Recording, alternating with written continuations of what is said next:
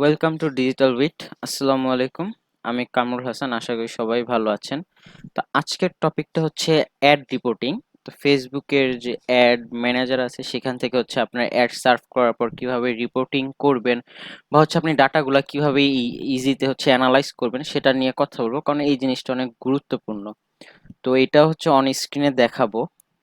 আর এই জিনিসটা হচ্ছে যারা স্মল বিজনেস ওনার আছেন, তো তাদের জন্য আরো বেশি ইম্পর্টেন্ট। কারণ হচ্ছে এখানে আপনার অ্যাড রান করবেন, তো আসলে অ্যাডটা রান করার পরে যে আসলে কি ডাটা আসবে বা এর পরবর্তী অ্যাডটা আপনারা কোন অডিয়েন্স টার্গেট করে হচ্ছে রান করবেন, তো এটা হচ্ছে মেজারমেন্ট করতেই পারবেন হচ্ছে আপনারা অ্যাড রিপোর্টিং সেকশনে যে। তো আপনারা আমি গত কিছুদিন আগে ভিডিওতে হচ্ছে আপনারা দেখতে পারছিলেন যে আমি একটা ক্যাম্পেইন ছিল। তো ওই ক্যাম্পেইনের উপরে বেস করে আসলে আজকে অ্যাড রিপোর্টিং সেকশনটা আমি দেখাবো। তো আপনারা হচ্ছে প্রথমত আপনাদের বিজনেস ম্যানেজারে আসবেন। বিজনেস ম্যানেজারে আসার পর হচ্ছে এখানে হ্যামবার্গার মেনু শো করতেছে, অল টুলস লেখা, এখানে ক্লিক করবেন। এখানে ক্লিক করার পর অনেক সময় যে শর্টকাটের এখানে হচ্ছে আপনার অ্যাড রিপোর্টিংটা দেওয়া থাকে, বা অনেকে হচ্ছে শর্টকাট হচ্ছে অ্যাড রিপোর্টিংটা ইউজ করে না। যখন যদি এখানে না পান, তখন স্ক্রল ডাউন করে হচ্ছে আপনার নিচে চলে যাবেন। এইখানে হচ্ছে অ্যাডভার্টাইজের নিচের সেকশনটা হচ্ছে অ্যানালাইজ অ্যান্ড রিপোর্টিং। তো এইখানে এই যে আপনার এখান থেকে অ্যাড রিপোর্টিং পাবেন, অডিয়েন্স ইনসাইটস পাবেন, ক্রিয়েটিভ রিপোর্টিং পাবেন। তো এখানে অনেক কিছু আছে, সবগুলো হচ্ছে আপনার ইন্ডিভিজুয়াল হচ্ছে ট্রাই করে দেখবেন, কারণ প্রতিটা জিনিসই হচ্ছে এখানে গুরুত্বপূর্ণ। গুরুত্বপূর্ণ বিধায় হচ্ছে আসলে এই ফিচারগুলো হচ্ছে ফেসবুক অ্যাড করছে। তো এইটা হচ্ছে আপনার অ্যাড রিপোর্টিং এর হচ্ছে ইন্টারফেস। তো এইখানে হচ্ছে আপনারা যখন আপনাদের বিজনেসের জন্য অ্যাড রিপোর্টিং করবেন, তখন হচ্ছে এখানে জাস্ট আপনার বিজনেস অনুযায়ী আপনার নাম দিয়ে দিবেন, তাহলে এটা আপনাদের বোঝার সুবিধার্থে। তো আমি এখানে হচ্ছে এই জিনিসগুলো ইউজ করলাম না, আমার এখন আপাতত প্রয়োজন নেই।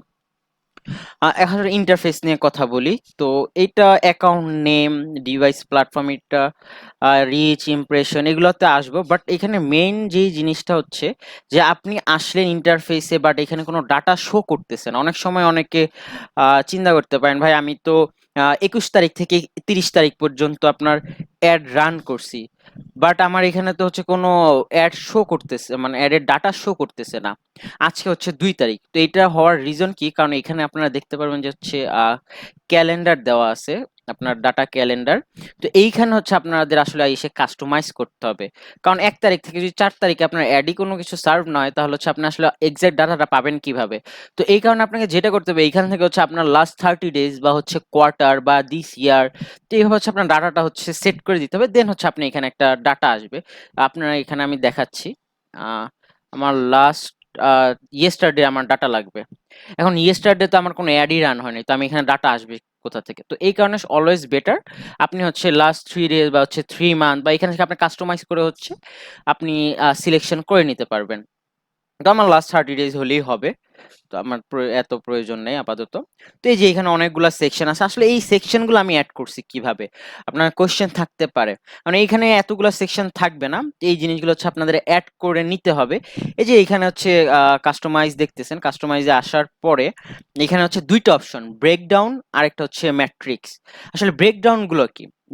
ব্রেকডাউন গুলো হচ্ছে আপনার যে অ্যাড অ্যাকাউন্ট নেম, তারপর হচ্ছে ক্যাম্পেইন নেম, তারপর আপনার অ্যাড সেট আছে, তারপর হচ্ছে কোন প্ল্যাটফর্ম গুলাতে হচ্ছে অ্যাড গুলা শো করছে, দেন আপনার কত দিনের জন্য অ্যাড রান হয়েছে, বা হচ্ছে আপনার ডিভাইস কোনগুলা, কান্ট্রি, এজ, এগুলো হচ্ছে আপনার ব্রেকডাউনের ভিতরে পড়ে।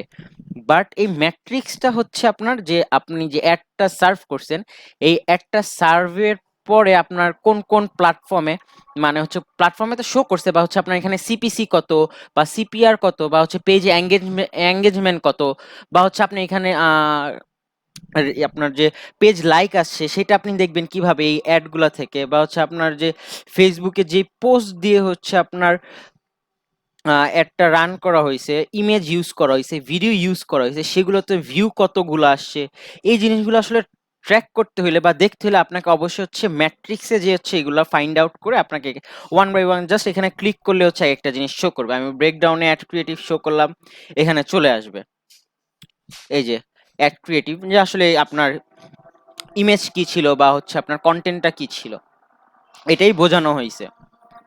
তো আপনারা জাস্ট এখানে আমি তো বলে দিচ্ছি, আসলে সবগুলা দেখানো পসিবল না। আপনারা ওয়ান বাই ওয়ান হচ্ছে এগুলো চেক করবেন, চেক করে আসলে যেটা সবগুলো টেস্ট পারপাসে আপনাদের ইউজ করতে হবে। ইউজ করার পর দেন আপনারা আইডেন্টিফাই করতে পারবেন আসলে কোনটা বেটার আপনাদের জন্য।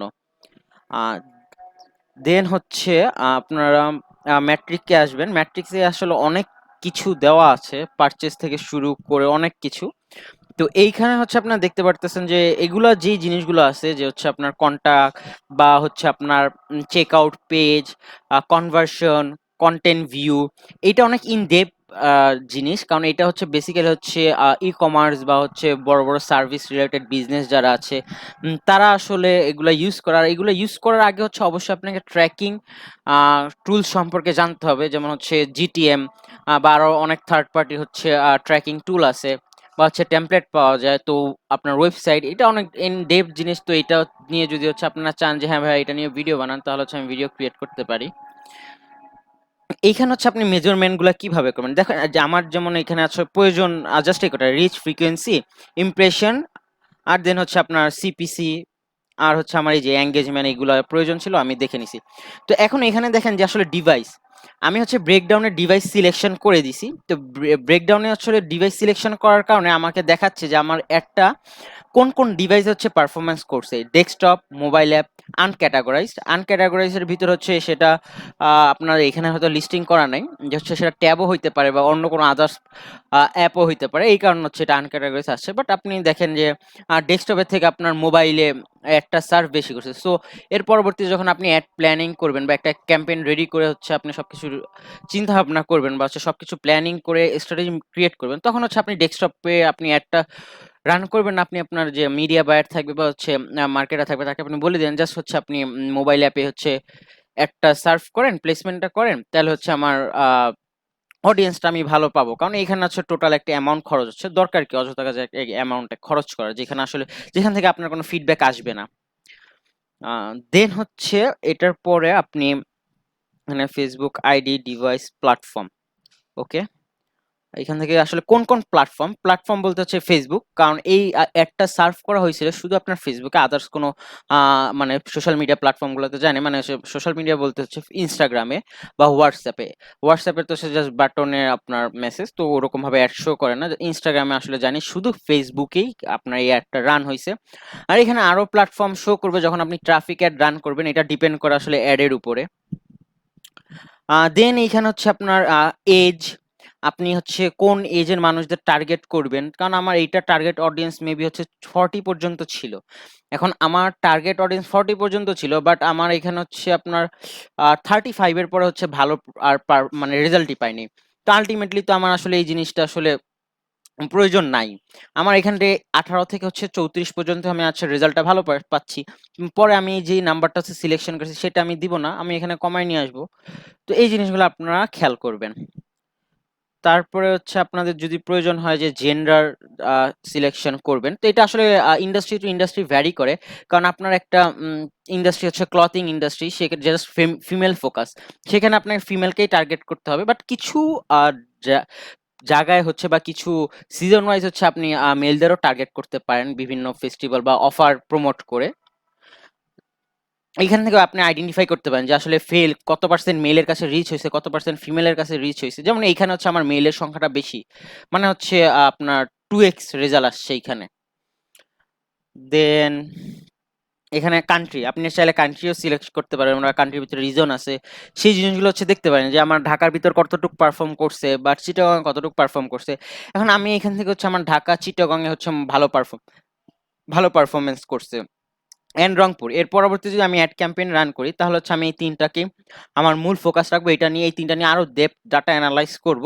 আর পরবর্তী শেষের দিক দিয়ে যেগুলো আছে সেগুলোতে আমি নিব না, কারণ সেগুলোতে আমার প্রয়োজন নেই, কারণ এখানে আমার ডলার স্পেন্ড হচ্ছে এই টোটালি হচ্ছে $4 বা $5 যাই হোক না, আমি এই জিনিসগুলো হচ্ছে চিটাগাং বা এই তিনটার জন্য দিয়ে দিই, তাহলে আরো মানুষের কাছে পৌঁছাবে। আসলে আপনাকে প্ল্যানিংটা করতেই হবে এই জায়গায়, কারণ ডাটা অ্যানালাইজ আমরা কেন করি, আমরা যে টাকাটা ইনভেস্ট করতেছি, $100 ইনভেস্ট করতেছি, হয়তো আমি $100 থেকে কতটুক মানুষের কাছে পৌঁছাতে পারতেছি। আর এই 100 মানে $100 যে মানুষটা ওরা ফেসবুক গ্র্যাব করতেছে সেখান থেকে হচ্ছে আমার টার্গেট অডিয়েন্স কতটুকু পার্সন আছে বা আমার প্রোডাক্টটা আসলে চাহিদাটা কোন কোন এরিয়ার ভিতর আছে, এই জিনিসটা আসলে আমার এখান থেকে ফাইন্ড আউট করতে হবে।